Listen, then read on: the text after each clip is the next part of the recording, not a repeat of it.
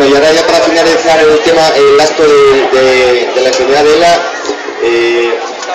quiere mi tío José Antonio Gómez, padre de Jesús Mari Gómez, quiere decir unas palabras, que traiga un poquito de saliva y le escuchamos y terminamos ya el acto, ¿vale? Buenas tardes a todos, gracias lo doy a todos por toda la colaboración y todos los que participaron. Sí, lo que quiero deciros y manifestarme a todos, la familia Gómez, Iván y Ortega, en especial Jesús Mari, se lo agradecemos todo lo que habéis colaborado, todo lo que habéis dado todo en nuestro corazón.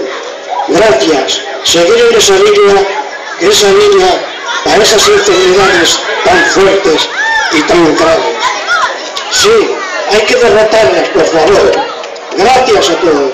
Y sobre todo gracias al Ayuntamiento de Carcedo, a la Diputación y toda la colaboración. Gracias a todos, un fuerte abrazo.